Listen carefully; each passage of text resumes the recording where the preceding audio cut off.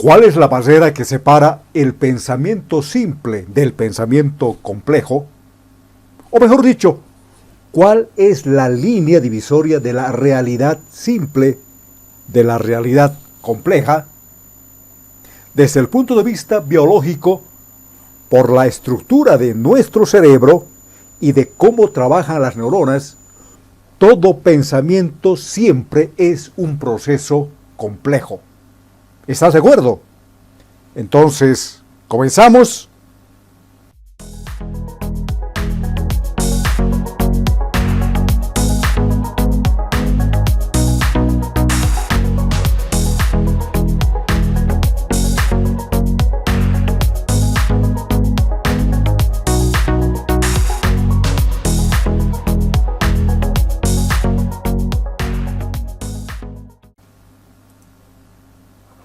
Hoy empezamos un nuevo programa de Educartes destinado al pensamiento complejo, a las ciencias de la complejidad y a la investigación transdisciplinar. Todos estos conforman el nuevo paradigma del presente siglo, denominado complejidad.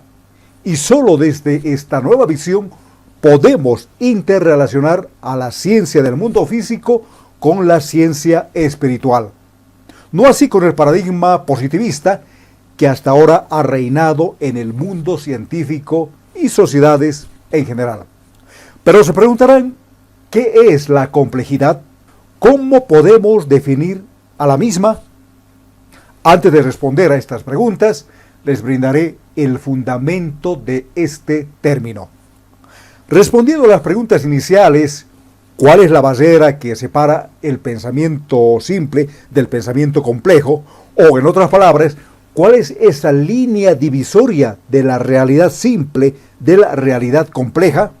Al respecto debo decirles que la separación entre lo simple y lo complejo es una ilusión que anida solamente en las mentes humanas, pues se buscó lo simple y todavía se lo hace por comodidad, por facilidad para resolver un determinado problema, sea cuantitativo o cualitativo, empleando en lo posible la menor cantidad de recursos y tratando de ahorrar tiempo, por supuesto. También se buscó lo simple por falta de conocimiento o por no disponer de las herramientas necesarias aglutinadas en lo que hoy se conoce como las nuevas tecnologías de la información y el conocimiento, las NTICs, que realmente facilitan los cálculos engorrosos a realizar, en especial si se trata de las ciencias duras, como la física, la química, las matemáticas y las ingenierías en general. Desde una óptica científica, la ciencia tradicional adoptó este punto de vista para simplificar los temas que tenía que investigar en este caso, linealizando muchos modelos o procesos, y por supuesto que esta simplificación fue sumamente necesaria en los siglos anteriores, por la escasa tecnología que se disponía por entonces, si se compara con la tecnología que tenemos hoy en día, y donde las computadoras conforman el núcleo central de toda esa gama tecnológica que hoy tenemos. Y estas computadoras están compuestas por esos poderosísimos, llamaremos microcontroladores o microprocesadores. Este paradigma científico, basado en la simplicidad, aún está vigente en este siglo. Y el mismo lo abordaremos con mayor detalle en el siguiente vídeo de este nuevo programa de Educartes. Ahora retornaremos a la complejidad. Hablar de la complejidad es hacer referencia a un sustantivo casi indefinible. Sí, así como lo escuchas, inclusive para los diferentes diccionarios. Muchos de ellos, para salir del paso, dicen que la complejidad es calidad de complejo. Y esto lo dice el diccionario de la Real Academia Española. Esto significa que no hay una definición del sustantivo complejidad. Lo que se define en todos los textos que hacen referencia a la complejidad es a su adjetivo, complejo. Ese adjetivo, según los diferentes diccionarios, hace alusión a la composición de elementos diversos o al conjunto o unión de dos o más cosas, si se quiere. Pero en la verborragia popular, hablar de complejo significa hacer mención a lo difícil, a lo complicado, a lo confuso y hasta a lo imposible, ¿verdad? ¿Cuántas veces se escucha decir, por ejemplo, esta asignatura, este trabajo, este libro, esta relación es muy compleja, haciendo alusión que eso es, digamos, imposible o complicado de hacerlo? Pero las diferentes corrientes de la complejidad, en especial la científica, se refieren a la misma como una nueva comprensión de las ciencias, mientras que a lo complejo se lo explica a partir del origen del propio término, complexus, lo cual significa lo que está tejido o entretejido en conjunto, o lo que está conjuntamente entrelazado. Buscando otros sinónimos de tejido en conjunto o entrelazado, se tienen, por ejemplo, las palabras unión, religado o religaje. Y aquí es interesante notar que las palabras religión y yoga también significan lo mismo, pues unen, religan, entrelazan o entretejen los mundos objetivos con los mundos subjetivos, cada uno a su manera, por supuesto. Pues la religión deriva de religare y yoga de unión.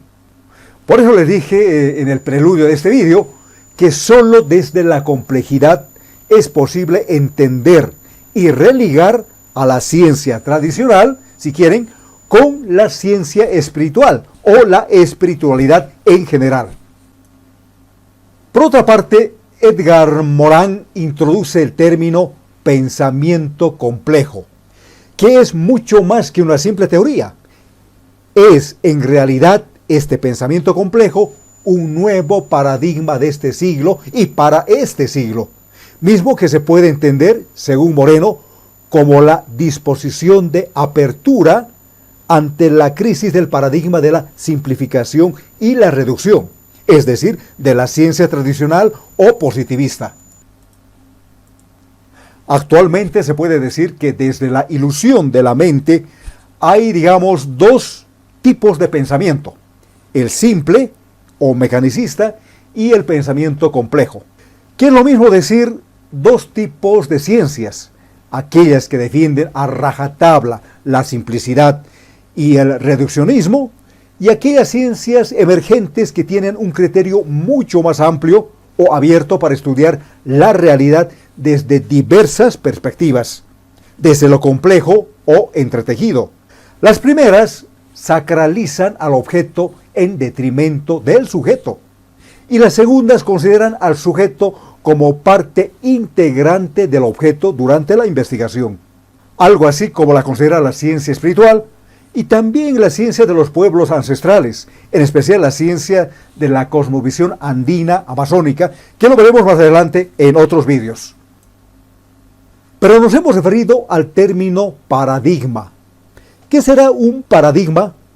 Para quien les habla, un paradigma es una forma mental que afecta a la cultura y civilización expresada como realidad en un tiempo y espacio específicos.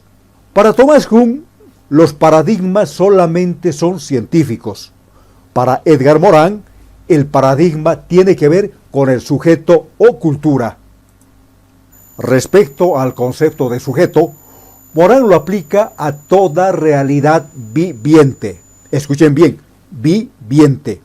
Cualquiera sea, es decir, teniendo dicho sujeto las características de autonomía, individualidad y capacidad de procesar información. Morin sostiene que no se puede asumir esta noción de sujeto complejo desde el paradigma, si quieren, simplista. Sin embargo, desde la espiritualidad y la cosmovisión andina amazónica, se postula que al considerar solamente realidad viviente, a la que se refiere Morin, que es aquello que tiene, digamos, vida conocida por la humanidad, nuevamente se cae en la simplicidad y el reduccionismo. ¿Por qué? Por ejemplo, ¿qué sucede con los animales, las plantas, e inclusive las piedras o minerales, si quieren, en general? Por el simple hecho de desconocer su autonomía, su individualidad y la manera de cómo procesan la información, que por cierto es muy diferente a la del ser humano, no tendrán también una realidad viviente. Para los paradigmas de la espiritualidad y de la cosmovisión andina amazónica, el concepto de sujeto va mucho más allá de esta simple realidad viviente, con una visión ilozoísta más que simplista o compleja. Aún así, para quien les habla, este humilde servidor de ustedes y desde la filosofía de Ducartes, el pensamiento complejo es la evolución del pensamiento simple, así como las ciencias de la complejidad son la evolución de las ciencias positivistas, clásicas o tradicionales. No hay un punto de demarcación claramente definidas entre ellas. Sí existe una zona, digamos, de incertidumbre donde ambas, las ciencias de la simplicidad y las ciencias de la complejidad, digamos, se fusionan entre sí, así como la luz y la oscuridad. ¿Cuál es el punto medio o de separación entre ambas? Pero si la oscuridad también es luz y la luz es oscuridad, pues la oscuridad es luz que vibra a baja vibración o a baja frecuencia si quieren, mientras que la luz es oscuridad con una vibración muy elevada. Depende desde dónde uno quiera mirarlo. Lo mismo sucede con la mecánica newtoniana y la mecánica relativista, o si quieren la teoría de la relatividad. La física relativista de Albert Einstein es la evolución de la física clásica de Isaac Newton, pues esta última sigue siendo válida cuando la velocidad con que se mueven los objetos, los cuerpos físicos, es muy baja comparando con la velocidad de la luz. Pero cuando un cuerpo se mueve con velocidades muy próximas a la velocidad de la luz, entonces entra en juego, entra en acción la teoría relativista. ¿No es así? Continuaremos hablando sobre el pensamiento complejo, las ciencias de la complejidad y la investigación transdisciplinar en los siguientes vídeos. Si les gustó este vídeo, pues apóyennos con un like y también suscríbanse al canal de Educartes. Hasta el siguiente vídeo.